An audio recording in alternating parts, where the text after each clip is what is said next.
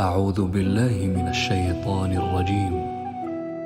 بسم الله الرحمن الرحيم.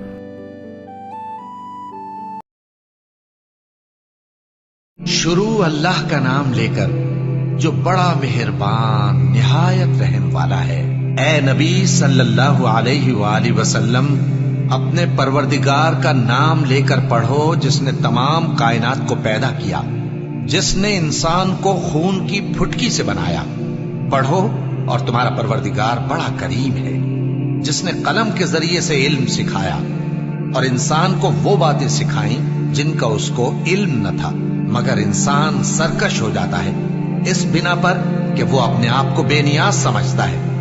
کچھ شک نہیں کہ سب کو تمہارے پروردگار ہی کی طرف لوٹ کر جانا ہے۔ کیا تم نے اس شخص کو دیکھا جو منع کرتا ہے، یعنی ایک بندے کو جب وہ نماز پڑھنے لگتا ہے؟ بھلا دیکھو تو اگر یہ راہ راست پر ہو یا پرہیزگاری کا حکم کرے تو منع کرنا کیسا؟ تو اس کا انجام کیا ہوگا؟ ذرا دیکھو تو اگر اس نے دین حق کو جھٹلایا اور اس سے منہ موڑا، کیا اس کو معلوم نہیں کہ اللہ دیکھ رہا ہے؟ دیکھو اگر وہ باز نہ آئے گا تو ہم اس کی پیشانی کے بال پکڑ کر گھسیٹیں گے، یعنی اس جھوٹے خطاکار کی پیشانی کے بال، تو وہ اپنے یاران مجلس کو بلا لے، ہم بھی دوزخ کے فرشتوں کو بلائیں گے۔